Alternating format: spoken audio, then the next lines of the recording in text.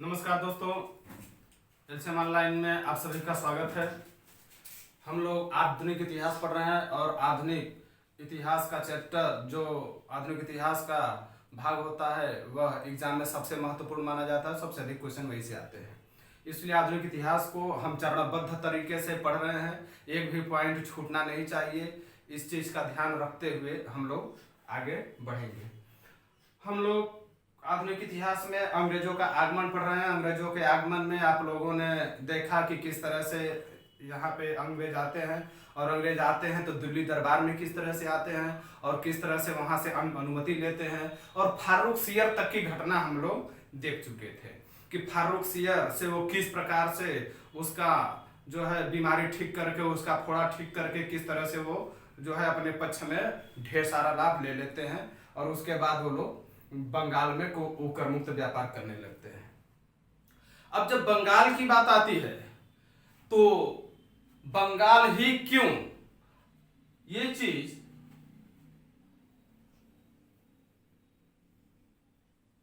हम लोग पिछली क्लास में डिस्कस किए थे कि आखिर बंगाल ही क्यों। बंगाल बहुत ही उपजाऊ प्रांत था। पिछली क्लास में हम डिटेल्स में वो बताए थे सब कुछ, लेकिन बंगाल में एक और बात थी। आखिर क्यों अंग्रेज जब इंग्लैंड से आए,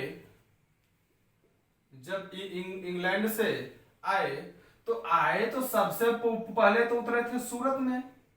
सबसे पहली व्यापारिक कोठी भी सूरत में ही बनाई थी, लेकिन सूरत में व्यापारिक कोठी बनाने के बावजूद वो लोग सूरत या पश्चिमी तट पे वो लोग अधिकार जमाना उचित नहीं समझे।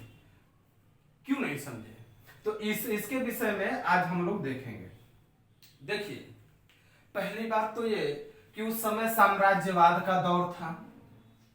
उत्तर भारत में जो दिल्ली थी, दिल्ली में जो मुगल साम्राज्य था, इसी मुगल साम्राज्य के अंडर में पूरा उत्तर भारत उस समय हुआ करता था। अब साम्राज्यवाद का एक नियम है, साम्राज्यवाद का एक कंसेप्ट होता है कि साम्राज्यवाद का अगर केंद्र बिंदु दिल्ली है तो दिल्ली से जितनी दूरी बढ़ती चली जाएगी उतने केंद्र की दबदबा कम होता चला जाएगा।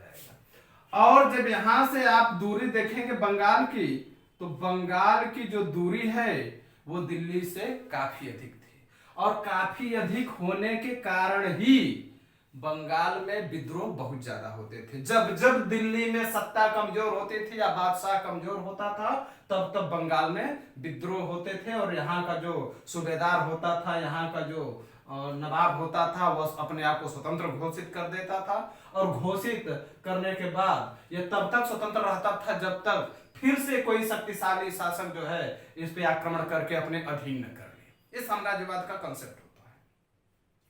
अब अंग्रेजों ने यह देखा कि भाई सूरत में हम करेंगे, तो सूरत में एक दिक्कत थी। देखिए दिक्कत क्या थी कि ऐसा नहीं है कि लाभ नहीं था, लाभ यहां भी उतना था जितना वहां था, लेकिन सूरत में लाभ के साथ साथ इस समय यहाँ पे मराठों का शासन चलता था। ठीक, यहाँ पे मराठा साम्राज्य था, और मराठा साम्राज्य बहुत ही शक्तिशाली था, और वो लोग बहुत ही वीर होते थे, बहुत ही लड़ाकू होते थे। दूसरी चीज, यहाँ उपजाऊ भूमि भी नहीं थी, लगान वसूली का कोई यहाँ पे उपकाम नहीं था विशेष तौर पे। तो मराठे लड़ाकू क्यों होते थे? क्योंकि इन लोगों की भौगोलिक स्थिति ही ऐसी थी। देखिए, जब कोई भी जीव इस धरती पे जन्म लेता है तो अपने जीवन के लिए संघर्ष करता है। यहाँ पे जब हम देखेंगे पश्चिमी तट पे, तो यहाँ पे पर्वत है, पठार है, और इस तरह से यहाँ बारिश भी कम होती है, और बारिश भी कम होती है, और मिट्टी भी कम उपजाऊ है। लेकिन मराठे लोग जब यहाँ जन्म ले तो जीना तो ये है, इसलिए ये लोग अपना जीवन यापन करने के लिए अपने पड़ोसी देशों पे आक्रमण करते थे, और वहां से सरदेश और सरदेशमुखी और चौथ वसूलते थे। सरदेशमुखी और चौथ जो है मराठों का एक कर होता था। ये लोगों को डरा देते थे कि यदि जब तक तुम हमको कर देते रहोगे तब तक हम तुम्हारा ऊपर आक्रमण नहीं करेंगे, और जैसे ही तुम हमको टैक्स देना बंद कर दोगे वैसे तुम्हारे ऊपर आक्रमण, मतलब डर का शासन। तो ये मराठों की स्थिति, अगर ये लड़ाकू ही नहीं होंगे तो ये अगल बगल से कर वसूल को कर भी नहीं पाएंगे, और इसलिए इनके अस्तित्व पर ही संकट मंडरा जाएगा। और अपना अस्तित्व इनको बना के रखना है तो खाने पीने की जो व्यवस्था है अगल बगल राज्यों से छीन झपट करके लोग लेते, इसलिए ये लोग वीर होते थे। और अंग्रेज लोग, अभी उन लोगों की उभार का समय था, अभी लोगों की शक्ति इतनी मजबूत नहीं थी कि मराठों से टक्कर ले सके। अगर मराठों के चक्कर में पड़ते तब तो यहीं से उनका काम तमाम हो गया होता, इसलिए लोग यहाँ पे नहीं आए, दिल्ली आए। और दिल्ली से आपको मैं बताया था कि जब सर टॉमस रो 3 साल जहांगीर के दरबार में रहा तो सारी प्रांतों की जानकारी तो भेज ही चुका था इंग्लैंड। जब इंग्लैंड भेज चुका था तो यह भी पता हो गया था कि बंगाल सबसे समृद्ध प्रांत है, और पूरे मुगल साम्राज्य में जो बंगाल है उस बंगाल से सबसे ज्यादा लगान वसूली होता है। यदि बंगाल को कब्जे में ले लिया जाए तो हम लोगों का शक्ति दिन पर दिन बढ़ेगी, और हम फ्रांसीसी और डच को भी भारत से बाहर निकालने में सफल हो जाएंगे। अब स्थिति जो है बदलती गई। उत्तरवर्ती मुगल सम्राटों में आप देखेंगे कि जो माना जाता है कि शाहजहां के बाद जो है मुगल का पतन प्रारंभ हो जाता है, ठीक। और जब पतन प्रारंभ होता है तो धीरे धीरे अयोग्य उत्तराधिकारी आते जाते हैं, और फारूकसियर तक हम लोग देखे थे। इसके बाद जो है जब औरंगजेब, उसे पहले 1701 ईस्वी की बात है दोस्तों, 1701 ईस्वी की बात है। 1701 ईस्वी में जो है 1701 ईस्वी की है।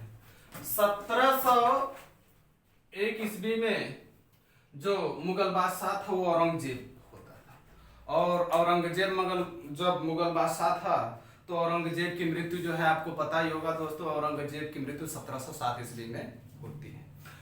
तो जब औरंगजेब था तो 1701 ईस्वी में उसने बंगाल का नवाब नियुक्त किया मुर्शिद कुली खां को।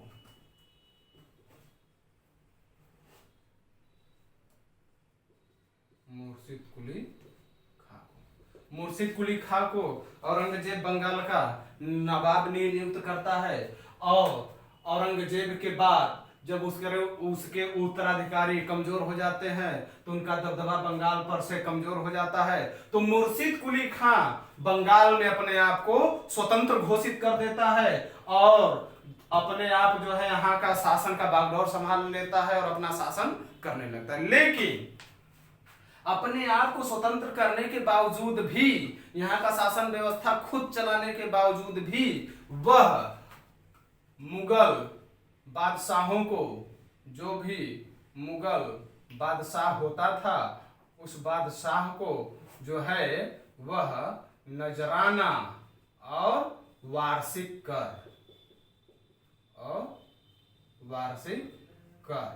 भेंट करता था। वह भेंट करता था इसलिए कि भेंट करते रहे तो जो मुगल सम्राट हैं उनका हमारे ऊपर विश्वास बना रहेगा, और कभी हमारे विषय में या हमारे ऊपर जो है आक्रमण के विषय में नहीं सोचेंगे। इसलिए वो शासन खुद करता था, यहाँ का कोई कहना नहीं मानता था। लेकिन नजराना मतलब सम्मान में उपहार भेजना, तो वह नजराना भी पेश करता था समय समय पे, और वार्षिक कर भी वह समय समय पे देता रहता था, ताकि उनका विश्वास जो है मुर्शिद कुली खां के ऊपर बना रहे। अब जो है इस तरह से मुर्शिद कुली खां बंगाल पे अपना शासन को कर रहा था, और मुर्शिद कुली खां के बाद जो है बंगाल का नवाब बनता है, बंगाल का नवाब मुर्शिद कुली खां के बाद जो बनता है वह बनता है सुजाउद्दीन।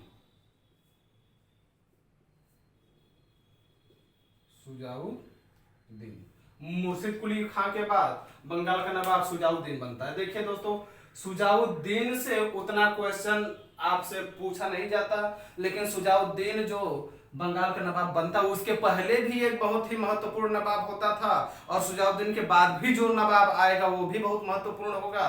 इसलिए जो है शुजाउद्दीन को ये पूछा जाता है कि इससे पहले नवाब कौन था, उसके बाद कौन था, इसलिए शुजाउद्दीन महत्वपूर्ण हो जाता है। अगर क्वेश्चन ये पूछा जाए कि सर्वप्रथम बंगाल स्वतंत्र किसके समय में हुआ, कौन सा नवाब बंगाल का अपने आप को स्वतंत्र घोषित किया, तो आप जो है मुर्शिद कुली खां लगाएंगे, ठीक। और लेकिन जब मुर्शिद कुली खां की मृत्यु होता है तो अगला नवाब शुजाउद्दीन बनता है। और जब शुजाउद्दीन बनता है तो बंगाल का एरिया बहुत बड़ा होता है, यह इसको संभाल नहीं पाता है, इसलिए शुजाउद्दीन एक सूबेदार के रूप में, बिहार के सूबेदार के रूप में किसे नियुक्त करता है, अलीवर्दी खां को। शुजाउद्दीन जो है बिहार के सूबेदार के रूप में नियुक्त करता है अलीवर्दी खां को।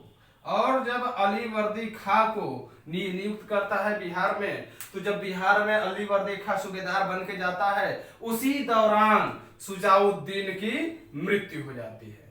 शुजाउद्दीन की मृत्यु हो जाती है। और जब शुजाउद्दीन की मृत्यु हो जाती है, ठीक, शुजाउद्दीन दोस्तों मुर्शिद कुली खां का दामाद रहता है, और जब शुजाउद्दीन की मृत्यु हो जाती है तो अलीवर्दी खां जो है बिहार का सूबेदार रहता है, लेकिन यह बंगाल का नवाब नहीं बनता है, ठीक। तो जब शुजाउद्दीन की मृत्यु हो जाती है तो बंगाल का नवाब बनता है, बंगाल का नवाब बनता है सरफराज खां। सरफराज खां ये भी आपसे एग्जाम में पूछा नहीं जाता है, इसका नाम यह बहुत ही जो है कमजोर शासक था। और जब सरफराज खां यहाँ का सूबेदार बनता है और यहाँ बंगाल का नवाब बनता है, तो नवाब बनने के बाद जो है यहाँ पे आप सरफराज खां नवाब बनता जरूर है, लेकिन यह इतना निष्क्रिय रहता है, इतना अयोग्य रहता है कि बंगाल के साथ को जो प्रजा है वो जिए चाहे मरे, वहां का अर्थव्यवस्था बने चाहे बिगड़े, उससे कोई मतलब नहीं रहता है। इसलिए यहाँ की जनता में असंतोष फैल जाता है, और जब असंतोष फैल जाता है तो अलीवर्दी खां जो बिहार का सूबेदार हुआ करता था, वह सरफराज खां के खिलाफ विद्रोह कर दिया। अलीवर्दी खां क्या कर दिया, विद्रोह कर दिया। और जब विद्रोह कर दिया तो सरफराज खां जो है अपना नवाबी बचाने के लिए अलीवर्दी खां से युद्ध करने जाता है, और दोनों की सेनाएं आमने सामने खड़ी हो जाती है।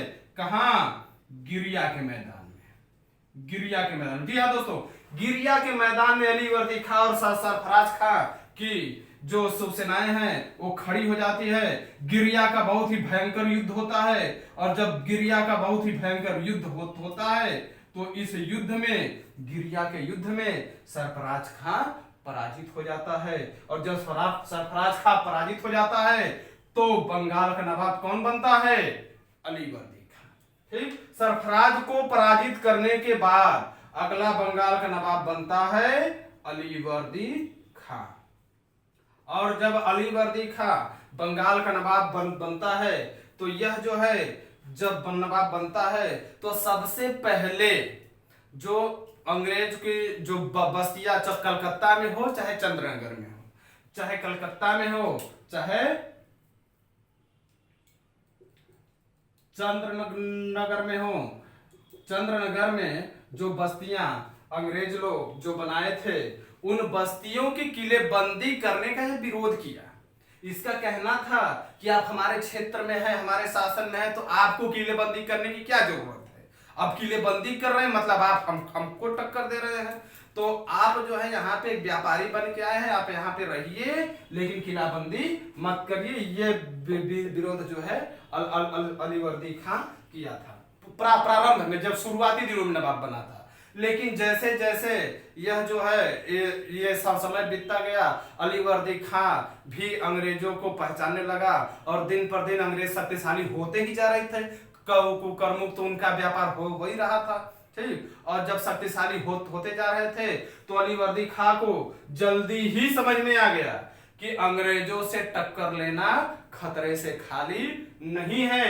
इसीलिए तो अलीवर्दी खां ने अंग्रेजों के विषय में कहा है, सबसे ज्यादा एग्जाम में पूछे जाने वाला ये प्रश्न है, किसी भी एग्जाम में ये प्रश्न जरूर पूछा जाता है, हर एग्जाम में, चाहे एसएससी हो, रेलवे हो, पीसीएस हो, वाईएएस हो, हर एग्जाम में ये प्रश्न पूछा जाता है कि किसने ये कहा था कि यदि अंग्रेजों को हम नहीं छेड़ेंगे तो हमें शहद देंगी, और यदि हम अंग्रेजों को छेड़ेंगे तो हमें काट काट कर मार देंगी। मतलब कि अलीवर्दी खां अंग्रेजों की तुलना मधुमक्खियों से किया था।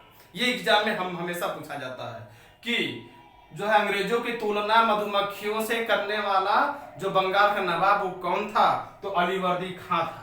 जी हाँ दोस्तों, इसी ने कहा था कि यदि हम अंग्रेजों को नहीं छेड़ेंगे तो हमें शहद देंगी, और यदि हम उन्हें छेड़ने की कोशिश करते हैं तो हमें काट काट कर मार देंगी। और यह स्टेटमेंट अलीवर्दी खां की है। और इसी तरह अलीवर्दी खां का यह स्टेटमेंट बहुत ही इंपॉर्टेंट है, इसको ध्यान में रखिएगा आप लोग। और इसके बाद अलीवर्दी खां अंग्रेजों से अपने अंतिम समय में ज्यादा भी विरोध नहीं कर पाता है, और अंग्रेजों की शक्ति दिन पर दिन बढ़ती जाती है। इसी बीच जो है अलीवर्दी खां एक बीमारी से ग्रसित हो जाता है, और उस बीमारी का नाम जो है जल शोध बीमारी। इस बीमारी से वह ग्रसित हो जाता है और इसकी मृत्यु हो जाता है। अब दोस्तों, अलीवर्दी खां की मृत्यु के बाद हम लोग देखेंगे कि बंगाल का नवाब सिराजुद्दौला एक बहुत ही योग्य नवाब होता है, और वह अंग्रेजों को पहचानता है कि लेट करेंगे तो अंग्रेज जो है पूरे भारत पे, जो है पूरे उत्तर भारत पे साम्राज्य स्थापित कर लेंगे। और इस तरह से हम लोग देखेंगे कि किस प्रकार से आगे की कहानी चलती है। और इसी बंगाल को समझ लेंगे दोस्तों, तो फिर हम लोगों को पूरे अंग्रेजी साम्राज्यवाद जो इसके बाद जो लोग पूरे भारत को गुलामी की जंजीरों में जकड़ेंगे, उसको जो है समझना बहुत आसान हो जाएगा, और उससे जितने भी क्वेश्चन बनेंगे बड़े ही आसानी से आप लोग करते चले जाएंगे। और जो भी बंगाल का क्वेश्चन जो है अभी पिछले वाले क्लास में भी हम क्वेश्चन का डिस्कस नहीं किए हैं, पूरे बंगाल प्रांत का जो क्वेश्चन है वो हम ले करके आएंगे आप लोगों के सामने, और एक भी क्वेश्चन उससे जो है बाहर नहीं जाएगा। और आप लोग बस वीडियो को अच्छे से देखते रहिए और उसको करते रहिए, एक भी क्वेश्चन इससे बाहर नहीं जाएगा, और एग्जाम में भी इससे बाहर नहीं जाएगा। मैं क्वेश्चन अब अगले क्लास में लेके आता हूं, और आप लोगों से जो है उससे जो है आप लोगों के सामने उसको मैं रखता हूं। धन्यवाद दोस्तों, नमस्कार।